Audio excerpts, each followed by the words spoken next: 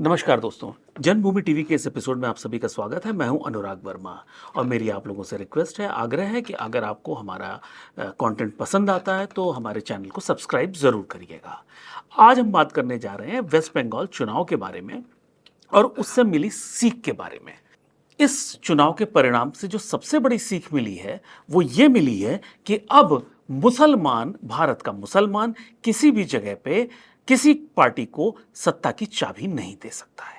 Number 2, ये राहुल गांधी जी के लिए बहुत बड़ा सबक है कि वो अब अपनी राजनीतिक जो स्ट्रैटेजी है उसको बदलें। अब मुसलमान वोट बैंक के पीछे भागने से कोई फायदा नहीं है। मुसलमान वोट बैंक के चक्कर में आज की हालत क्या है, उनकी कांग्रेस की और राहुल गांधी की हालत माया मिली ना राम वाली हो गई है। ना मुसलमान वोट बैंक उनके पास रहा, ना हिंदू वोट रहा है उनके पास। अगर हम वेस्ट बंगाल से शुरुआत करें तो वेस्ट बंगाल में हमेशा से ये रहा है कि मुस्लिम वोट बैंक जिसके पास रहा है उसी के पास सत्ता की चाबी रही है।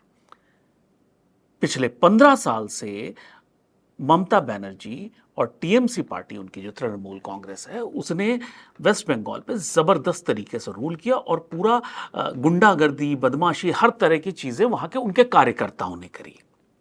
ट्रम्प कार्ड उनके पास सिर्फ एक था कि जो वहां का मुस्लिम वोटर है, वैसे सरकारी आंकड़ों में तो 30% से कम है, लेकिन ममता बनर्जी का खुद दावा है कि वेस्ट बंगाल में जो मुस्लिम पॉपुलेशन है वो 32-33% है। इस चुनाव में उन्होंने जबरदस्त रूप से पोलराइजेशन करने की जरूरत की। उन्होंने यहां तक कह डाला कि अगर तृणमूल कांग्रेस नहीं जीती, अगर भाजपा आ गई तो यहां से सारे लोग निकाल दिए जाएंगे, बांग्लादेश भेज दिए जाएंगे, मुसलमानों को परेशान किया जाएगा। उन्होंने ये संदेश मुसलमानों को देने की कोशिश करी।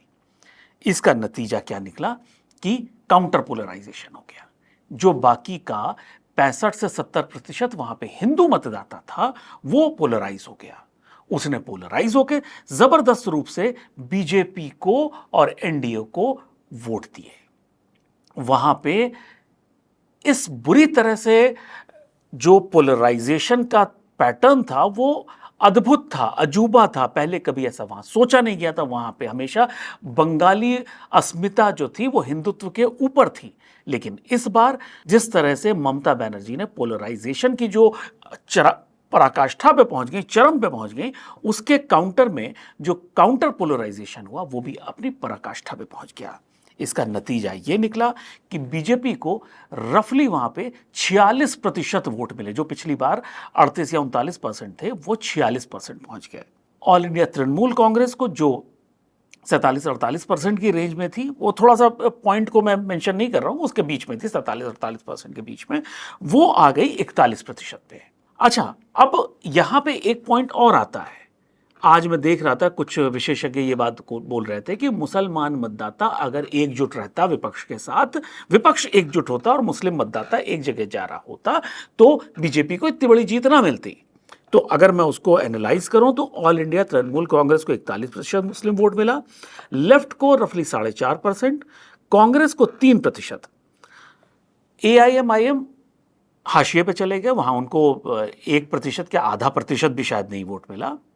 हुमायूं कबीर की पार्टी को 2 जगह वो लड़े थे, दोनों जगह से जीते। और वहां भी कमाल की चीज ये रही कि जो दूसरे नंबर की पार्टी उनकी दोनों सीटों पर रही है वो बीजेपी रही है, ना कि तृणमूल कांग्रेस।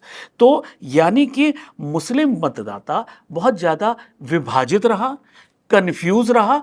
और उसके ऑपोजिट जो हिंदू मतदाता था, वो जो अगर हम 46% जो बीजेपी को गया वो मान लेते हैं, तो वो जिस तरह से पोलराइज हुआ हिंदू बहुल इलाकों में, उसने पूरी वहां पे बाजी पलट दी।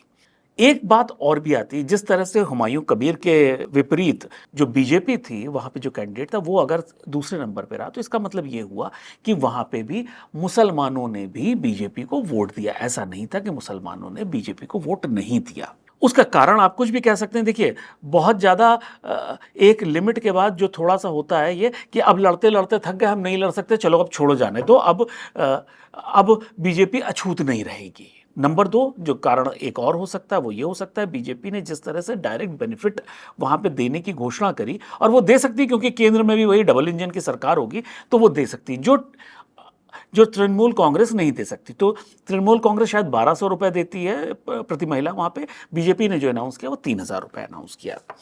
तो इसका नतीजा ये निकला, देखिए ये मुस्लिम मतदाता कितना इम्पोर्टेंट है भारतीय लोकतंत्र में, ये जो था वेस्ट बंगाल उसकी प्रयोगशाला थी, मतलब उसे क्या कहें, आखिरी प्रयोग था। वो सिद्ध हो गया कि मुस्लिम मतदाता अब किसी भी पार्टी को सत्ता की चाबी नहीं दे सकता। राहुल गांधी जी के लिए यह सबक है कि बहुत ज्यादा अगर वो मुस्लिम मतदाता के पीछे पड़ेंगे तो जो 99 सीटें आज उनके पास हैं वो नहीं रह पाएंगी। जिस तरह से हिंदू मतदाता अब विपक्ष की वजह से, राहुल गांधी जी की वजह से और क्षेत्रीय दलों की वजह से जिस तरह से पोलराइज हो रहा है, उसका फायदा सीधा सीधा बीजेपी को हो रहा है। और देखिए, मैं बीजेपी को फायदा होने या ना होने को मैं उस तरह से नहीं देख रहा हूं, मैं उसे अगर लोकतांत्रिक तरीके से देखूं तो उसका सबसे बड़ा नुकसान यह हो रहा है कि भारत देश में विपक्ष खत्म हो गया। विपक्ष खत्म होना किसी भी व्यवस्था में बहुत अच्छी चीज नहीं होती। विपक्ष का खत्म होना सबसे बड़ी उसकी जिम्मेदारी जाती है राहुल गांधी की, क्योंकि विपक्ष के सबसे बड़े नेता, सबसे बड़ी पार्टी के सबसे बड़े नेता वही हैं, सबसे बड़े राजनीतिक परिवार के वारिस हैं, वहां के नेता हैं, तो उनकी जिम्मेदारी सबसे बड़ी आती है। जो राहुल गांधी जी के वक्तव्य रहे हैं हमेशा, अच्छा अगर आप वेस्ट बंगाल में भी देखेंगे तो राहुल गांधी जी चुनाव प्रचार करने सिर्फ उन्हीं जगह पर गए जहां पे मुस्लिम मतदाताओं का प्रतिशत ज्यादा था, यानी कि वो ये चाह रहे थे कि मुस्लिम मतदाता ओवैसी या हुमायूं कबीर के या टीएमसी के खाते में ना जाके उनके पास आए।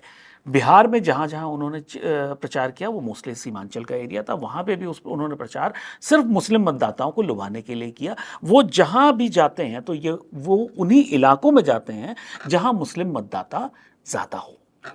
मुस्लिम मतदाताओं को वापस लाने के लिए वो प्रयास में लगे रहते हैं। लेकिन वेस्ट बंगाल में जो हुआ उससे ये स्पष्ट है कि अब इसका कोई फायदा नहीं। मैं दूसरा एग्जाम्पल देता हूं महाराष्ट्र का। महाराष्ट्र में भी कांग्रेस को और एनसीपी को, शरद पवार को बड़ी उम्मीदें थी कि मुस्लिम मतदाता उनको जो है पूरा जो है सिर आंखों पे बिठाएगा।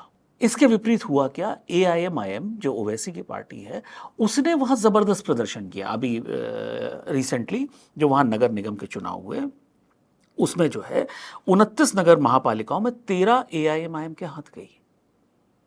यानी कि अब मुसलमानों ने यह ठान लिया है कि जहां उनके पास ऑप्शन है वहां पे वो कांग्रेस या किसी क्षेत्रीय दल की जगह वो अपने बीच के नेता यानी अपने मुस्लिम रिप्रेजेंटेशन को इंपॉर्टेंस देंगे। इसका नतीजा ये निकला कि वहां पे एआईएमआईएम बड़ी जबरदस्त रूप से विजयी हुई। वहां पे एक माना जाता है, वहां पे जो सरकारी डेटा है उसके हिसाब से वहां करीब 12% मुस्लिम पॉपुलेशन है। लेकिन वहां पे अगर रिप्रेजेंटेशन की बात करी जाए, राजनीति में रिप्रेजेंटेशन, वो 3% से भी कम है मुसलमानों का। उनके कुछ पॉकेट्स हैं जहां वो इतने स्ट्रांग है पॉपुलेशन वाइज कि वहां पे अगर वो ना चाहें तो कोई जीत नहीं सकता, हार नहीं सकता। लेकिन इस बार भी वहां पे उन्होंने विधानसभा चुनावों में कांग्रेस और एनसीपी को नहीं चुना। अब उनका सीधा सा एम है कि हमें अपने बीच का नेता चाहिए। और इसी के बीच जिस तरह से राहुल गांधी जी मुस्लिम मतदाताओं के पीछे पड़े हुए हैं कि किसी तरह से वो वापस आ जाएं, वो अपनी जो बेसिक कांग्रेस की फिलॉसफी रही है वो भूल गए और उन्होंने मुस्लिम मतदाताओं के पीछे कुछ ज़्यादा पड़ गए। मुझे नहीं लगता कि इस तरह से चलते हुए कांग्रेस का कोई उद्धार होने वाला है। तो आज के लिए सिर्फ इतना ही। बहुत जल्दी अगले एपिसोड में आपसे फिर मुलाकात होगी। तब तक के लिए नमस्कार।